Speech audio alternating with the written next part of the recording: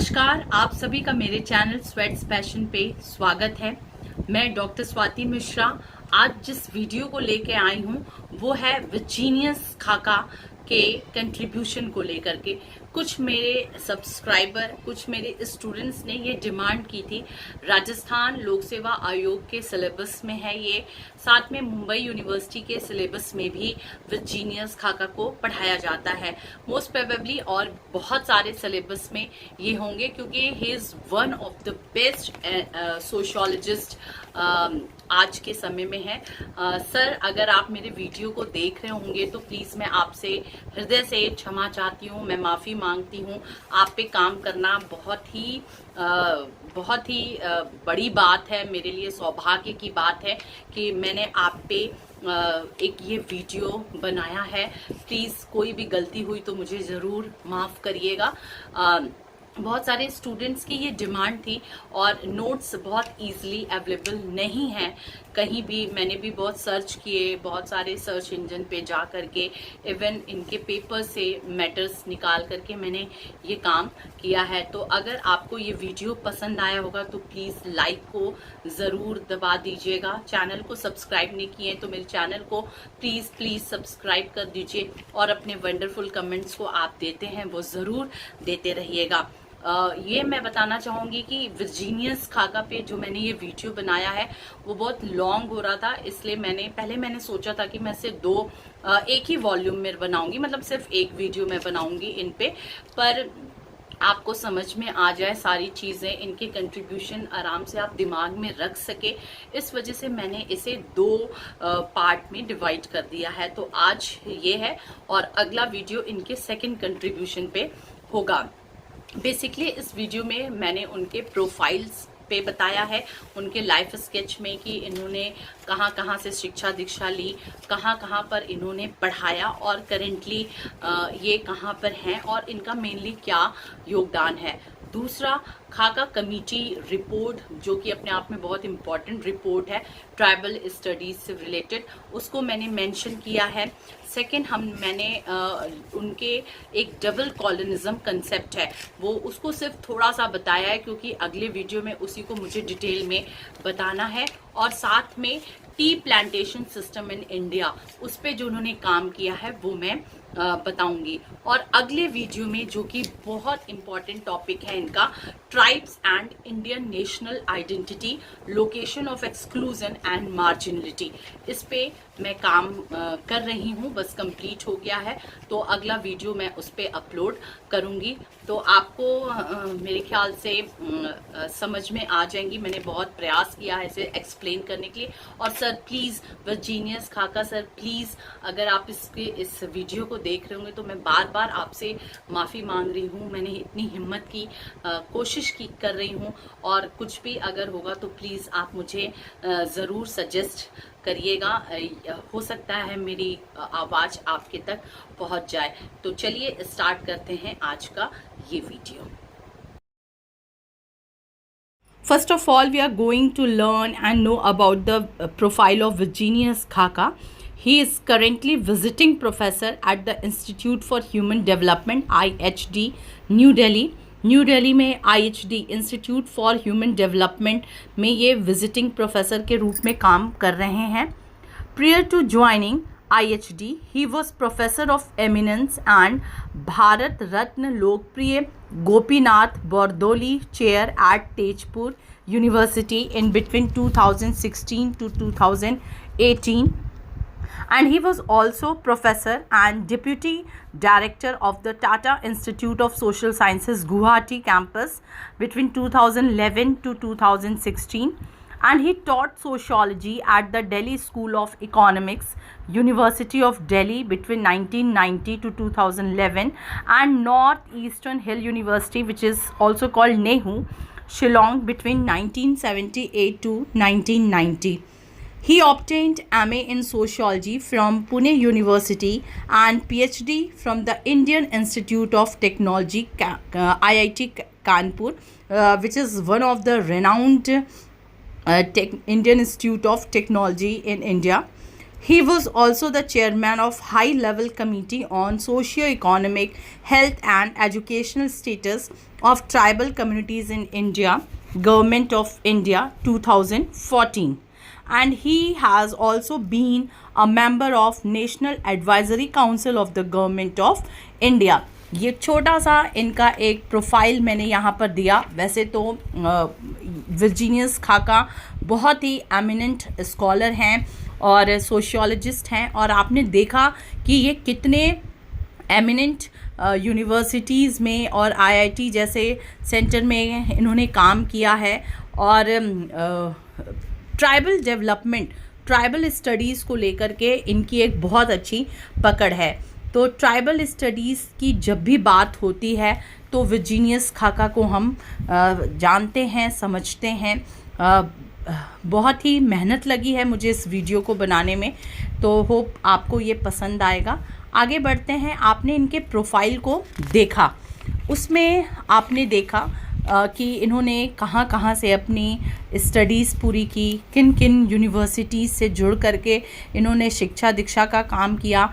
और सबसे बड़ा अचीवमेंट में से एक है कि गवर्नमेंट ऑफ इंडिया द्वारा 2014 में एक कमेटी बनाई गई थी which was high level committee on socio economic health and educational status of tribal communities of India. उसमें ये चेयरमैन के रूप में कार्य कर चुके हैं। तो ये और इन्होंने जो रिपोर्ट सबमिट की थी उसे खाका कमेटी रिपोर्ट के नाम से जाना जाता है। बहुत फेमस कमेटी के रूप में ट्राइबल स्टडीज़, ट्राइबल डेवलपमेंट पे जितनी भी कमिटीज़ आई हैं उसमें इस समय की one of the important committees में से एक है।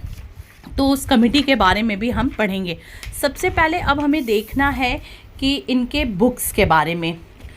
इन्होंने कई सारी किताबें लिखी हैं ट्राइबल स्टडीज़ पे लेकर के, टी प्लांटेशन पे इन्होंने बहुत काम किया है, उसको लेकर के बहुत सारी किताबें हैं। इसमें कुछ किताबों को हम यहाँ पर देखेंगे, जिसमें पहली इम्पॉर्टेंट किताब है employment and labour market in North East India interrogating structural change.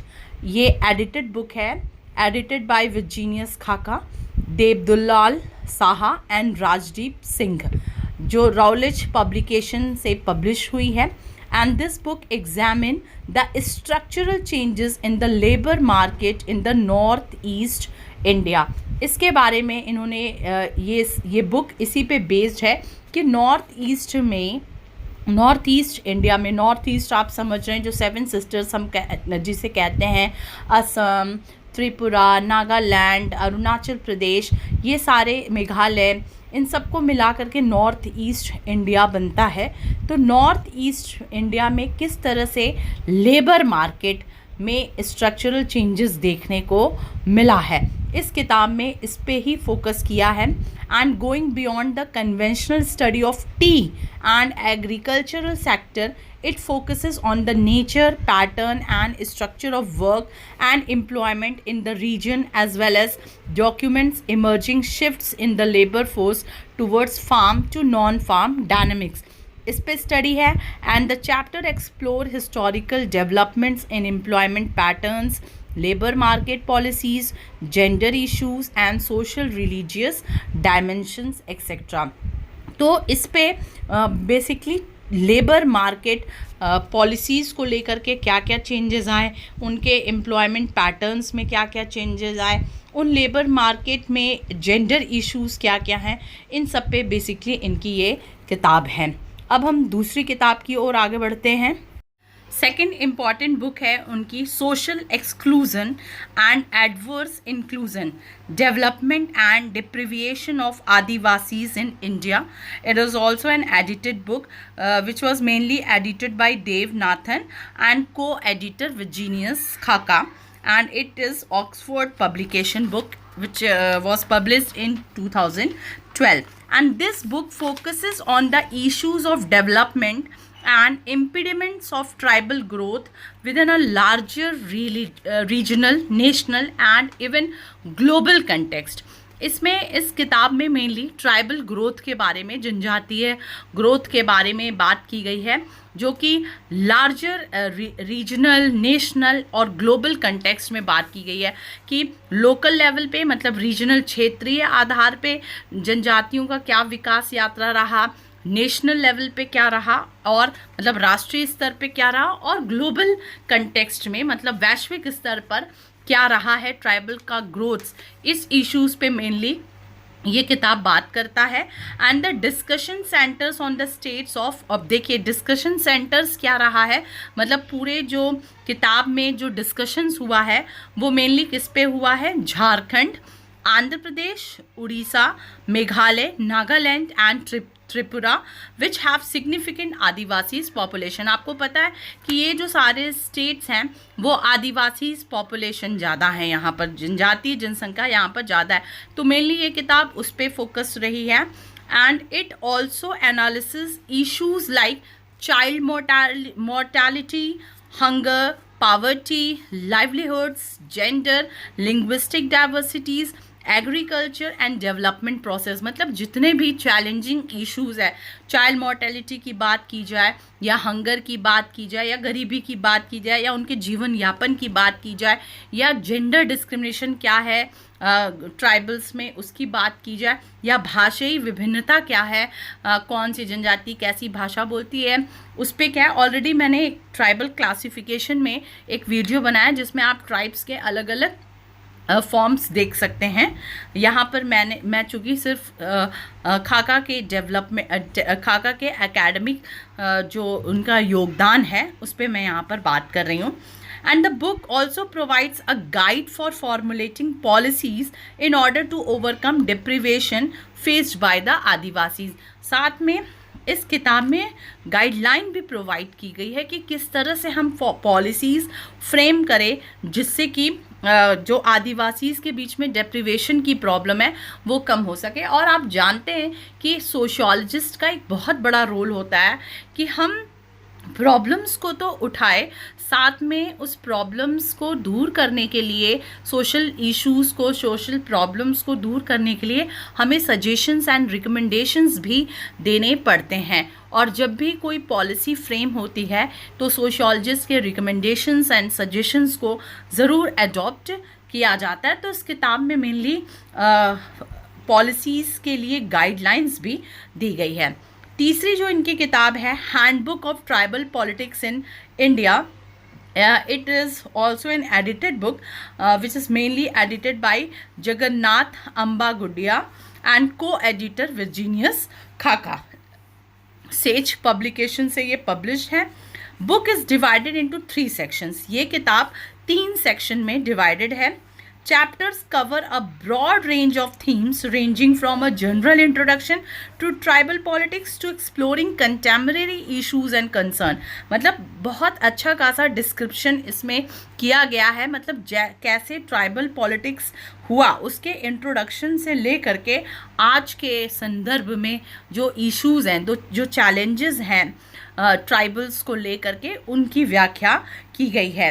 Using qualitative and quantitative data, it studies the role of tribal political representation in public policy making, issues related to communities, nature, and the dynamics of tribal politics at the state and national level। तो अगर आपको tribal studies करनी है, बहुत deeply आप interested हैं tribal studies में, तो खाका अपने आप में एक बहुत रेनाउंड पर्सनालिटी हैं। आप उनके इन सारे बुक्स को एज अ सोर्स देख सकते हैं कि ट्राइबल पॉलिटिक्स मेकिंग में किस तरह से क्या क्या रोल रहा है, क्या क्या इश्यूज़ उठे हैं, क्या क्या चैलेंजेस उठे हैं, क्या क्या नेचर है ट्राइबल पॉलिटिक्स का at the state level and national level, दोनों पे।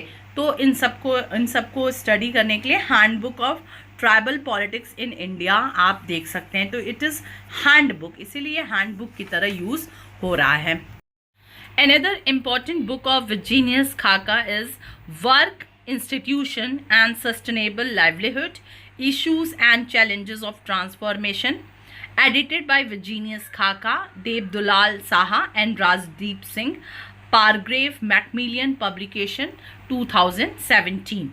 The book explores the debates surrounding sustainable livelihood in the neoliberal era, affected through transformation of the nature of work and the role of institution, particularly in the global south.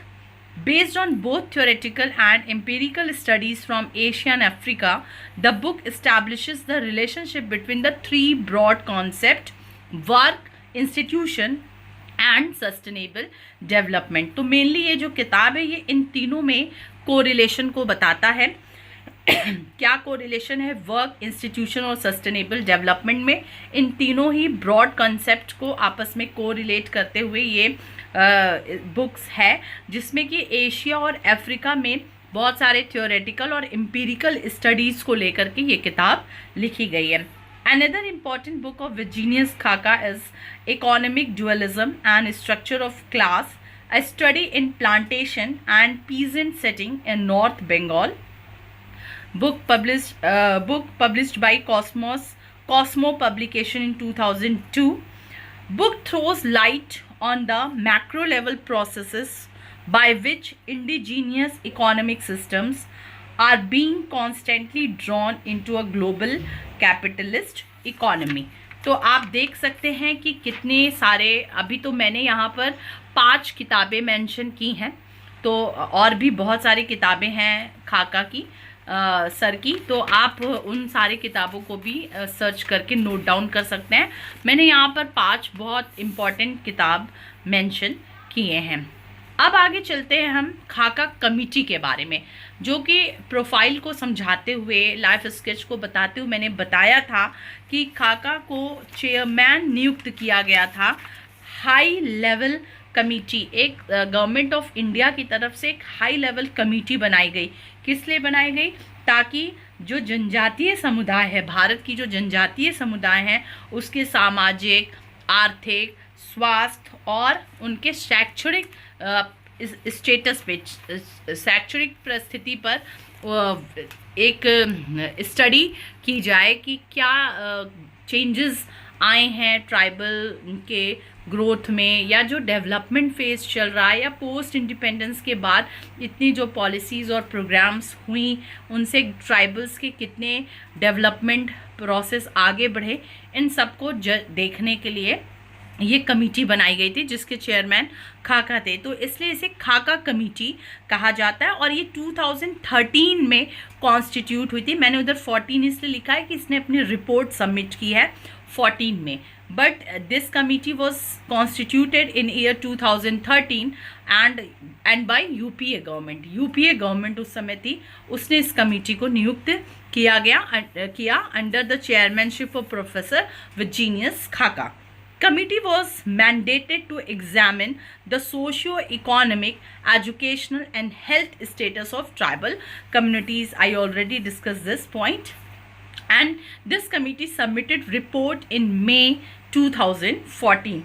And 5 critical issues पे यहाँ पर बात हुई इस committee में, जिसको कि हम लोग, जिसमें उनके कॉन्स्टिट्यूशनल मैटर्स को भी इंक्लूड किया गया। तो वो 5 किन किन पॉइंट पे हुआ है मैं यहाँ पर बता रही हूँ। लाइवलीहुड एंड एम्प्लॉयमेंट पे, मतलब उनके जीवन यापन और उनके रोजगार पे, एजुकेशन पे, उनके शिक्षा पे, हेल्थ, उनके स्वास्थ्य पे, इनवॉलेंट्री डिस्प्लेसमेंट एंड माइग्रेशन, जो कि उनका डिस्प्लेसमेंट होता है, जितने भी डेवलपमेंट प्रोसेस हैं, बड़े बड़े डैम्स बनाना, बड़े बड़े रोड्स कंस्ट्रक्शन करना, उसमें जो जनजातियों का डिस्प्लेसमेंट हो रहा है इनवॉलेंट्री, मतलब वो अपनी इच्छा से नहीं जा रहे हैं, उन्हें ज़बरदस्ती डिस्प्लेस किया जा रहा है, जिनका विस्थापन किया जा रहा है, उससे संबंधित and legal and constitutional matters, in 5 point की स्टडीज़ करने के लिए खाका कमेटी बनाई गई है।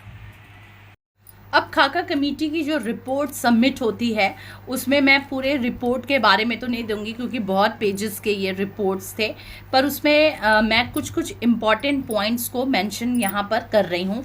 मे बी आपके एग्ज़ाम के पॉइंट ऑफ व्यू से इम्पॉर्टेंट हो सकते हैं। सबसे पहले problems found related to land acquisition, भूमि अधिग्रहण से संबंधित क्या समस्याएं देखी गई। यहाँ से मैं हिंदी और इंग्लिश दोनों लिखी हूँ, क्योंकि आप उधर कुछ ऐसे समझाने वाले पॉइंट्स थे जिसे आप सुन करके अपना हिंदी में नोट डाउन कर लेंगे जो हिंदी मीडियम के स्टूडेंट है। यहाँ पर मे बी आपको हिंदी में उसका ट्रांसलेट करना टिपिकल हो जाता, तो जो पॉइंट्स बहुत टिपिकल होते हैं उन्हें मैं हिंदी इंग्लिश दोनों में लिख देती हूँ। तो मे बी कुछ पॉइंट्स में हिंदी ट्रांसलेट नहीं होगा, पर मैं एक्सप्लेन करूँगी, आप उसे नोट डाउन कर लीजिएगा अपना नोट्स बनाते समय। तो सबसे पहले भूमि अधिग्रहण से संबंधित समस्याएं देखी गई, लैंड एक्विजिशन से रिलेटेड समस्याएं देखी गई और उस पे खाका कमेटी पे बात की गई। सबसे पहले देखा गया कि जो गवर्नमेंट एजेंसीज है, government agencies acquire land for public purpose but later transfer it to private companies as throw away prices. आप देखिए कि पहले सरकारी जो एजेंसियां हैं, ठीक है, सरकारी जो भी एजेंसियां हैं वो सार्वजनिक उद्देश्य के लिए भूमि का अधिग्रहण करती हैं। ये खाका कमेटी ने ये देखा कि मतलब गवर्नमेंट पॉलिसीज़ में भी दोष देखा कि जो सरकारी एजेंसी हैं वो पब्लिक पर्पस के लिए, सार्वजनिक उद्देश्य के लिए भूमि का अधिग्रहण कर रही हैं, लैंड एक्विजिशन कर रही हैं, पर उन्हें बाद में निजी कंपनियों को दे रही हैं। तो ये तो गलत बात हुई ना कि हम लैंड एक्विजिशन कर रहे हैं, मतलब लैंड किसे, ट्राइबल्स एरिया में जाकर के भूमि पे अधिग्रहण कर रहे हैं और नाम दे रहे हैं कि सार्वजनिक उद्देश्य है, पब्लिक पर्पस है, पर फिर उसे हम ट्रांसफ़र कर दे रहे हैं प्राइवेट कंपनीज को। तो ये चीज़ देखा गया खाका कमेटी में। सेकंड क्या देखा गया कि in schedule areas tribals lands can not be transferred to non tribals, yet cabinet committee on investment CII sometimes hastens project files which directly indirectly violate this provisions। इसमें क्या देखा गया कि अनुसूचित क्षेत्रों में, मतलब जो शेड्यूल एरिया है, जिस एरिया को शेड्यूल एरिया घोषित कर दिया गया है, वहाँ पर आदिवासी की भूमि गैर आदिवासियों को हस्तांतरित नहीं की जा रही है। ये तो अच्छी बात है, ठीक है, कि नॉन ट्राइबल्स को नहीं हस्तांतरित की जा रही है। पर प्रॉब्लम क्या है कि CII जो कैबिनेट कमेटी ऑन इन्वेस्टमेंट है, CII कभी कभी प्रोजेक्ट फाइलों को रोक देती है जो अप्रत्यक्ष या प्रत्यक्ष रूप से इस प्रावधान का उल्लंघन करती है, मतलब उस फाइल्स को ही रोक देगी, जिससे कि आगे चल के ट्राइबल्स लोगों को प्रॉब्लम होती है। थर्ड पॉइंट क्या देखा गया कि द PPP मतलब पब्लिक प्राइवेट पार्टनरशिप मॉडल जो है is simply a backdoor method of tribal land alienation, कि जो PPP मॉडल है वो आदिवासी भूमि अलगाव की एक छिपी विधि है, ठीक है, छिपी विधि है। अब आपको एक पॉइंट मैं आगे डील कर रही हूँ, उसमें पैसा शब्द आएगा, ठीक है, ये करेंसी वाला पैसा नहीं, पैसा एक वर्ड आएगा, पर पहले मैं पैसा को डिफाइन कर दे रही हूँ। पैसा का फुल फॉर्म है Panchayat extension to schedule area, ठीक है। ये एक्ट आया था, पैसा एक्ट 1996 में। P for Panchayat, E for extension, schedule, S for schedule and A for area. Panchayat extension to schedule area act 1996। ये लॉ क्या बोलता है? is a law enacted by the government in India for ensuring self-governance through traditional gram sabha for people living in the scheduled areas of India।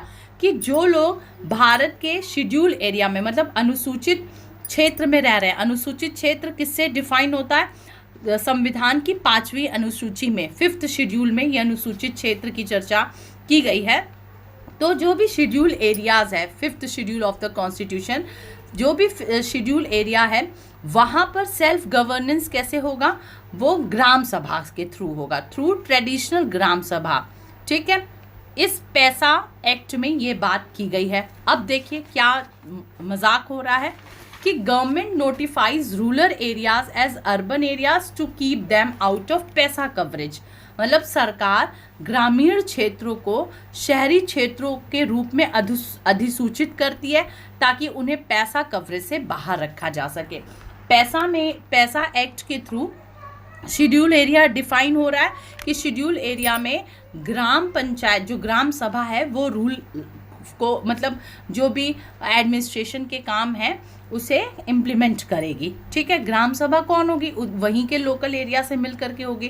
पर अब क्या दिक्कत हो रही है कि यहाँ पर सरकार ग्रामीण क्षेत्रों को शहरी क्षेत्रों में कन्वर्ट करते जा रही है और फिर उन्हें पैसा कवरेज से बाहर कर दे रही है। तो इससे क्या होगा कि इससे ग्राम सभा का जो आधिपत्य था, ग्राम सभा को जो पॉलिसी को इम्प्लीमेंट करने का मौका मिल रहा था, अब ग्राम सभा न करके कोई प्राइवेट सेक्टर या कोई हाई अथॉरिटी करेगी, जो कि ट्राइबल एरियाज़ या शेड्यूल एरियाज़ के जो लाभ हैं उनको लाभान्वित नहीं करवा पाएगी।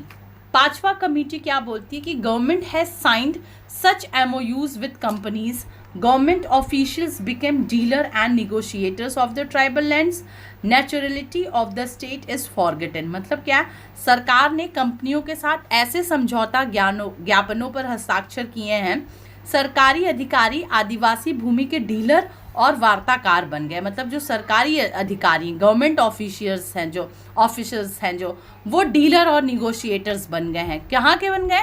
ट्राइबल लैंड के बन गए हैं। तो इससे जो राज्य का निष्पक्षता है वो धीरे धीरे खत्म होते जा रही है। तो लैंड एक्विजिशन से रिलेटेड ये प्रॉब्लम आ रही है। अब जो काका कमेटी है वो लैंड एक्विजिशन में क्या सजेशन दे रही है, क्या सुझाव दे रही है? पहला सुझाव दे रही है कि ग्राम सभा consent compulsory for land acquisition, कि अगर भूमि का अधिग्रहण करना है तो ग्राम सभा की सहमति अनिवार्य होगी। ये कमेटी ने रिकमेंडेशन दिया है, क्योंकि उधर क्या हो रहा है, पैसा कवरेज से हटा दिया जा रहा है। पैसा कवरेज में ही कहा गया था कि ग्राम सभा को पावर दिया जाएगा, पर पैसा कवरेज से मतलब पैसा कवरेज का जो क्षेत्र था उससे भूमि को हटा करके नगरीय क्षेत्र में ट्रांसफर किया जा रहा है, जिससे कि ग्राम सभा के पावर खत्म होते जा रहे हैं। तो क्या कह रहा है ये कमेटी? काका कमेटी कह रहा है कि ग्राम सभा को बहुत पावर देने की ज़रूरत है, जिससे कि ट्राइबल्स की जो राइट्स हैं, जो ट्राइबल्स के वही जो अधिकार हैं वो बने रहे। दूसरी चीज़ बोल रहा है कि no larger dams, promote small size water harvesting structure, कि बड़े बड़े डैम न बनाए जाए। बड़े बड़े डैम बनाने से क्या हो रहा है, डिस्प्लेसमेंट, माइग्रेशन, वो भी इनवॉलेंट्री डिस्प्लेसमेंट एंड माइग्रेशन बहुत ज़्यादा हो रहा है। तो नो लार्जर डैम्स, बड़े बड़े डैम्स नहीं बनाए जाए, छोटे छोटे वाटर हार्वेस्टिंग स्ट्रक्चर को खड़ा करने की बात की जा रही है। और सच में अगर हमें वाटर कंजर्वेशन पे ध्यान देना है तो हमें इस ओर आगे बढ़ना होगा। थर्ड पॉइंट क्या कह रहा है काका कमेटी? काका कमेटी कह रहा है कि impose penalties on officials if delayed implementation of पैसा। अगर पैसा एक्ट मतलब क्या था कि ग्राम सभा को पावर देना, अगर पैसा एक्ट जल्दी से लागू नहीं हो रहा है, लेट लागू हो रहा है, तो इससे अब ऑफिसर्स पे पेनल्टीज लागू करने की ज़रूरत है, जिससे कि अधिकारी जुर्माना अगर भरेंगे तो वो काम समय पे करेंगे। और एक रिकमेंडेशन और क्या दिया, सुझाव क्या दिया लैंड एक्विजिशन से रिलेटेड, कि काका कमेटी बोलता है कि earlier Vijay Kelkar committee suggested that unused government land should be sold off, leased off to get more money. इससे पहले जो विजय केलकर कमेटी आई थी उसने कहा था कि जो सरकार के अनयूज्ड लैंड है, मतलब जो भूमि जिनका सरकार इस्तेमाल नहीं करती है, उसे सोल्ड ऑफ कर दिया जाएगा, उसे बेच दिया जाएगा या लीज पे दे दिया जाएगा ताकि उससे और पैसा मिले। पर काका कमेटी क्या कहती है कि नहीं, हमें क्या करना होगा, हमें आदिवासियों के पुनर्वास के लिए, रिहैबिलिटेशन के लिए, आदिवासियों के रीसेटलमेंट के लिए उस अनयूज्ड भूमि का इस्तेमाल करने की आवश्यकता है। तो मेरे ख्याल से आपको ये पॉइंट अच्छे से समझ में आ गया होगा। अब सेकंड पॉइंट है माइनिंग इन ट्राइबल एरियाज। पहला हम लोगों ने लैंड एक्विजिशन देखा कि क्या क्या लैंड एक्विजिशन से रिलेटेड प्रॉब्लम्स हैं, और फिर काका कमेटी ने क्या रिपोर्ट्स रिकमेंडेशंस दिया अपने रिपोर्ट में रिगार्डिंग लैंड एक्विजिशन, उसको हम लोगों ने देखा। सेकेंड पॉइंट है माइनिंग इन ट्राइबल एरियाज, की ट्राइबल एरियाज जो जनजातीय क्षेत्र हैं उसमें माइनिंग किस कदर है और उससे रिलेटेड क्या रिकमेंडेशंस दिया गया काका कमेटी द्वारा, वो हम लोग देखेंगे। पहली बात की गई कि आफ्टर माइंस आर एग्जॉस्टेड, जब खदान समाप्त हो जाते हैं, मतलब जो निकालना होता है निकाल देते हैं, तो फिर लैंड को दोबारा से उसके ओनर को वापस करना ज़रूरी है। सेकेंड पॉइंट क्या कहता है कि in Andhra Pradesh tribal cooperative societies can do mining activities, कि आंध्र प्रदेश में आदिवासी सहकारी समितियां द्वारा ही खनन गतिविधियां की जाएंगी। एंड द थर्ड इज कि in schedule areas only permit tribals to exploit mineral resources, जो परमिट ट्राइबल्स होंगे केवल उन आदिवासियों को खनिज संसाधनों का दोहन करने की अनुमति दी जाएगी, और जो अनुसूचित क्षेत्रों में, ठीक है, सिर्फ आदिवासियों को, ओनली परमिट ट्राइबल्स को जो मिनरल रिसोर्स को एक्सप्लॉइट करने का अनुमति दी जाएगी, परमिशन दिया जाएगा, ठीक है। तो ये आपने पढ़ा second point, mining in tribal areas, खाका कमेटी का। खाका कमेटी का तीसरा पॉइंट है लिंकेजेस विथ एक्सट्रीमिज्म, अतिवाद के साथ संबंध। इसमें जो इम्पोर्टेंट बात की गई, मैं सिर्फ इम्पोर्टेंट बात कर रही हूँ, क्योंकि मैंने पहले ही बताया कि मैं खाका कमेटी के पूरे पन्नों को उठाया हमने नहीं है। मेन जो पॉइंट है जो एग्जाम्स में पूछे जा सकते हैं वो मैं बता रही हूँ यहाँ पर, कि judicial commission should be upon two investigate Naxal cases, कि न्यायिक आयोग की नियुक्ति की जाने की बात की जा रही है, जुडिशियल कमीशंस की बात की जा रही है। अब की इम्पॉर्टेंट पॉइंट्स आपने क्या पढ़ा पूरे खाका कमेटी में, कि gram sabha power for land acquisition, कि लैंड एक्विजिशन के लिए ग्राम सभा को पावर दिया जाए, mining rights to tribal cooperatives, जो जनजातीय सहकारी समितियां हैं उनको माइनिंग राइट्स दिया जाए, unused land for tribal rehabilitation, कि जो अनयूज्ड लैंड है उनको जनजातियों के पुनर्वास पे केंद्रित करने की आवश्यकता है, और जुडिशियल कमीशन के अपॉइंटमेंट की बात की जा रही है, किसके लिए, नक्सल ऑफेंसेस के लिए, और नो लार्ज डैम नहीं होने चाहिए। ये मेन की पॉइंट्स था इस खाका कमेटी का। नेक्स्ट जो वर्जीनियस खाका का हम लोग को कंट्रीब्यूशन देखना है, तो सबसे पहले हम लोगों ने उनके प्रोफाइल को देखा, फिर खाका कमेटी की रिपोर्ट्स देखी जो कि हाई लेवल कमेटी थी ट्राइबल डेवलपमेंट के लिए, ट्राइबल स्टेटस के लिए, और फिर एक बहुत इंपॉर्टेंट कंट्रीब्यूशन है double colonialism concept. Double colonialism का कंसेप्ट वर्जीनियस खाका ने दिया है। इसको मैं अभी थोड़ा सा बता रही हूँ, आगे जो वर्जीनियस खाका का एक बहुत इम्पॉर्टेंट रिसर्च पेपर है, ये रिसर्च पेपर है और ये पब्लिश्ड हुआ था Brown journal of world affairs 2016 में। इसमें एक उन्होंने पेपर लिखा था, tribes and Indian national identity, location of exclusion and marginality. ये मुंबई यूनिवर्सिटी के सिलेबस में ये पूरा पेपर, ये इनके पेपर के नाम से ही सिलेबस है। बहुत इंपॉर्टेंट कंट्रीब्यूशन है। उसमें उन्होंने डबल कॉलोनिज्म का कंसेप्ट दिया, तो उसे तो मैं पूरा आपको सेपरेट मतलब 2 वॉल्यूम में ये रहेंगे, तो उसमें मैं पूरा डिटेल में आपको बताने वाली हूँ, जैसा मैंने अपने इंट्रो में भी कहा भी है। तो उसमें तो मैं फिर से इस डबल कॉलोनिज्म कंसेप्ट को बताऊंगी। फिलहाल आप थोड़ा सा यहाँ पर समझ लीजिए कि इनका क्या कहना है डबल कॉलोनिज्म कंसेप्ट में, कि tribes in India faces 2 waves of colonialism. इनका कहना है कि जो भारत की जनजाति हैं उन्होंने 2 बार उपनिवेशवाद के जो समस्याएं थी, उपनिवेशवाद के जो से जुड़े जो शोषण थे, उसको इन्होंने झेला है भारत की जनजातियों ने। प्रोफेसर खाका calls double colonialism, one from the British and one from the non tribal Indian population. ये 2 बार कॉलोनिज्म का प्रभाव, मतलब कि एक बार तो हमारे यहाँ ब्रिटिशर्स आए तो वो तो कॉलोनिज्म का प्रभाव था जो सबने झेला। दूसरा है कि जो जनजातियों के साथ गैर जनजातीय भारतीय जनसंख्या ने एक्सप्लॉयटेशन किया है, नॉन ट्राइबल इंडियन पॉपुलेशन, वो भी मार थी एक तरह से कॉलोनिज्म की ही। तो इसीलिए इसको डबल कॉलोनिज्म का कंसेप्ट बोला जाता है खाका द्वारा। तो भारत में जनजातियों को 2 हिस्सों में उपनिवेशवाद का सामना करना पड़ा, एक ब्रिटिशर्स से, एक अंग्रेजों से, और दूसरा किससे, गैर आदिवासी भारतीय आबादी से।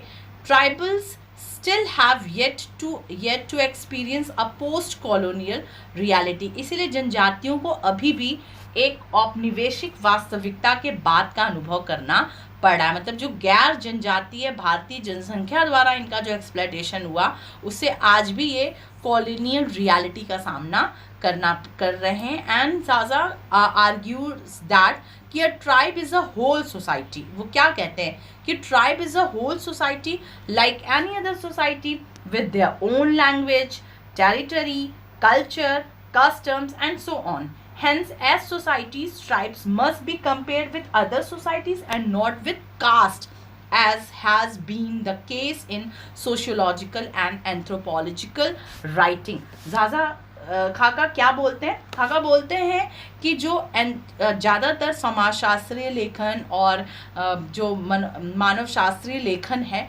उसमें ट्राइब्स को एक हम कास्ट की तरह ट्रीट कर लेते हैं, पर tribes is not a caste, tribes is like a community.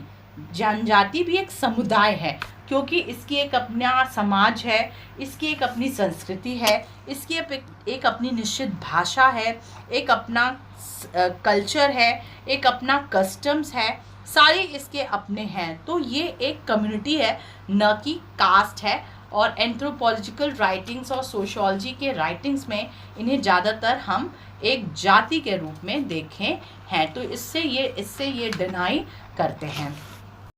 Next जो इम्पॉर्टेंट कंट्रीब्यूशन के बारे में हम खाका के पढ़ेंगे वो है views on T plantation system in India, कि भारत में टी प्लांटेशन सिस्टम क्या है। ठीक है, जो चाय के जो बागवानी की जाती है, प्लांटेशन सिस्टम है, जो वृक्षारोपण प्रणाली है चाय से रिलेटेड, वो क्या है। इसमें इन्होंने क्या स्टडी की उसको भी मैंने यहाँ पर कोशिश की है डालने की, क्योंकि जब भी आप एक थिंकर्स को पढ़ते हैं तो उनके अलग अलग कंट्रीब्यूशंस को आपको देखना है। पर सबसे ज़्यादा मैंने जो आपको बताया कि जो मुंबई यूनिवर्सिटी के और राजस्थान यूनिवर्सिटीज़ के सिलेबस में वर्जीनियस खाका के बारे में तो डिटेल स्टडी है, साथ में बहुत ज़्यादा उनका जो पूछा जाता है वो पूछा जाता है Indian national identity, tribes and Indian national identity, उस पर अलग से है। फिलहाल हम लोग tea plantation system in India के बारे में पढ़ेंगे। तो despite tea being a major plantation industry in India, tea estates are deplorable condition. आप देख रहे हैं कि आपको पता है कि India is number 1 in production of tea, consumption of tea and export of tea. मतलब चाय सबसे ज़्यादा हम लोग प्रोड्यूस भी करते हैं, चाय सबसे ज़्यादा दूसरे को देते भी हैं और कंजम्पशन भी करते हैं, सबसे ज़्यादा उसका उपभोग भी करते हैं। तो it is one of the major plantation industry in India. तब भी पे उसका बहुत डेप्लोरेबल कंडीशन है, बहुत आप इसको कह सकते हैं कि डेप्लोरेबल मतलब कि जिसका स्टेटस बहुत अच्छा ना हो वैसा कंडीशन है, दीनहीन दशा में ये इंडस्ट्री है। क्यों है, क्या क्या प्रॉब्लम्स हैं। Poor wage structure for labour, सबसे पहले तो जो लेबरर्स हैं, जो लेबर हैं, उनका पुअर वेज स्ट्रक्चर है, मतलब उनको जो वेज है बहुत कम मिलता है। Absence of the developmental state, weak unions and worsening of welfare facilities are some of the factor. ये कुछ कारण हैं इसके डेप्लोरेबल कंडीशन में आने के पीछे। ज़ाज़ा क्या बोलते हैं कि the only way to bring a positive change is by dismantling the deep rooted colonial structure. खाका क्या बोलते हैं कि जो डीप रूटेड कॉलोनियल स्ट्रक्चर है हमारे यहाँ, जो गहराई से बैठा हुआ है कॉलोनियल स्ट्रक्चर, उसमें बदलाव की ज़रूरत है। तो भारत में चाय एक प्रमुख वृक्षारोपण उद्योग होने के बावजूद चाय के बागान की एक विकट स्थिति में है। मजदूरों के लिए जो वेज है वो कम है, मतलब गरीब मजदूरी संरचना कमज़ोर है यहाँ पर। विकासात्मक राज्य की अनुपस्थिति है, कमज़ोर संघ है, इनके यूनियन जो है वो वीक है। कल्याण सुविधाओं की बिगड़ती स्थिति जो है वो ये सब कारकों में से बहुत सारे कारकों में से ये एक कारक हैं। एक सकारात्मक बदलाव लाने का एकमात्र तरीका क्या है, औपनिवेशिक संरचना की गहरी जड़ों को विघटित करना, मतलब तोड़ना, तथा वृक्षारोपण के लोकाचार को समाप्त करना। ये खाका ने बताया है। The total number of permanent workers in T state और industries over 10 lakhs and the number of temporary and other category of workers is around 6 lakh. ये डाटा दिया गया है। तो यहाँ पर खाका ने एक डाटा दिया है जिसमें दिया है कि चाय उद्योग में स्थायी श्रमिकों की कुल संख्या 10 लाख से अधिक है और श्रमिकों की अस्थायी और अन्य श्रेणी की संख्या लगभग 6 लाख है। Though they are part of the organized sector, plantation workers remain one of the most excluded and marginalized section of the society even today। यह एक विडंबना है कि भले ही वे संगठित क्षेत्र का एक हिस्सा हैं, कौन, जो टी प्लांटर्स हैं, वो एक संगठित क्षेत्र का हिस्सा हैं, लेकिन बगान श्रमिक आज भी समाज के सबसे बहिष्कृत और हाशिए वाले वर्गों में से एक बने हुए हैं। चूँकि इनका बहुत ज़्यादा स्टडी रहा है तो उन्होंने इन सारे स्टडीज़ को बताया। The plantation system elsewhere in the world has undergone substantial changes. Those who went as slaves are governed today. In India, the reality of laborers under plantation system tells a different story। फिर इन्होंने comparative study भी किया कि जो plantation system में लगे हुए जो श्रमिक हैं दुनिया में और जगह पे, जैसे इन्होंने कैरेबियाई देशों की बात की और मॉरिशस की बात की, वहाँ जो श्रमिक के रूप में गए भी आज उन द्वीपों पर शासन करने लगे। पर भारत में जो बगान श्रमिक हैं उनकी वास्तविकता बहुत अलग है। Though the state in post-independence India did addresses the problems of plantation workers, the fact is that the old colonial system is still deeply entrenched। कि यद्यपि स्वतंत्रता के बाद राज्य ने श्रमिकों हेतु प्रयास किए, ठीक है, सरकार ने प्रयास किया, राज्य ने प्रयास किया, परंतु पुरानी औपनिवेशिक प्रणाली अभी भी गहराई से स्थापित है। The state discharges no responsibility to the plantation workers with respect to education, health, poverty, alleviations, employment that is provided to its citizen outside the spheres of the plantation system। मतलब सरकार जो स्टेट है वो इन सारी responsibility को fulfil नहीं करती है, किसके, बगान श्रमिकों के। There is an act called Plantation Labour Act 1951।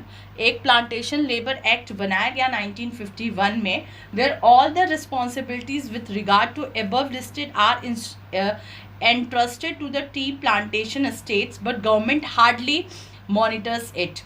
ये सारे प्रॉब्लम्स को लेकर के, मतलब उनके गरीबी को लेकर के, उनके हेल्थ को लेकर के, बगान श्रमिकों के, उनके शिक्षा को लेकर के, उनके रोजगार को लेकर के किया गया। प्लांटेशन लेबर एक्ट 1951 बना, पर इसको गवर्नमेंट मॉनिटर नहीं करती कि क्या वाकई स्थिति उनकी चल रही है। Plantation labourers are the lowest paid in the organise sector. अगर ऑर्गेनाइज सेक्टर की बात की जाए तो जो बगान श्रमिक हैं वो सबसे लोएस्ट पेड स्ट्रक्चर में हैं। Their wage is even lower than the minimum wage paid under मनरेगा। मनरेगा में जो आप जानते हैं कि Mahatma Gandhi national rural employment government जो है एक्ट, मनरेगा के थ्रू जो लोअर वेज है, सबसे कम वेज मिलता है, उनसे भी कम वेज इन प्लांटेशन लेबरर्स को मिल रहा है। The entry of people from outside into the states specially the workers house is generally prohibited. जो एंट्री है लोगों की इसमें, जो एस्टेट्स हैं, मतलब जो चाय के बगान हैं, उनमें बाहरी लोगों की एंट्री बहुत कम है, मेनली इनके हाउस तक वो एकदम प्रोहिबिटेड है। So the space for civil society organisation to work with plantation workers is absent. तो अगर जब प्रोहिबिटेड ही है तो जो सिविल सोसाइटी ऑर्गेनाइजेशंस हैं, जो ऑर्गेनाइजेशंस इनके लिए काम करना चाहते हैं, उनकी भी एंट्री बिल्कुल नहीं है, एब्सेंट हैं, वो वहाँ पर काम नहीं कर पा रहे हैं इनके अपलिफ्टमेंट के लिए। तो ये पूरा टी प्लांटेशन पे उन्होंने स्टडी की वर्जीनियस खाका ने, और मैं कुछ सोर्सेज दे रही हूँ, आप उन सोर्सेज को भी देख लीजिएगा। होप आपको ये वीडियो समझ में आया होगा। ये पहला पार्ट है जो मैंने पहले ही इंट्रोडक्शन में एक्सप्लेन कर दिया। अगला पार्ट मैं अगले दिन अपलोड करूंगी, तो होप आपको ये समझ में आ गए होंगे, उनके सारे कंसेप्ट अच्छे से समझ में आ गए होंगे। और अब अगले वीडियो में मैं दूसरे कंसेप्ट को लेकर के आऊंगी। प्लीज आप सभी से दोबारा से रिक्वेस्ट है कि लाइक, शेयर एंड कमेंट करना बिल्कुल मत भूलिएगा, और चैनल को सब्सक्राइब नहीं किए तो चैनल को जरूर सब्सक्राइब कीजिए। Bye bye. आप सभी अपना ध्यान रखिए, सुरक्षित रहिए, पढ़ते रहिए, और जितने अपने स्टॉक ऑफ नॉलेज को एनरिच कर सकते हैं करते रहिए। इन्हीं ब्लेसिंग्स के साथ बाय बाय।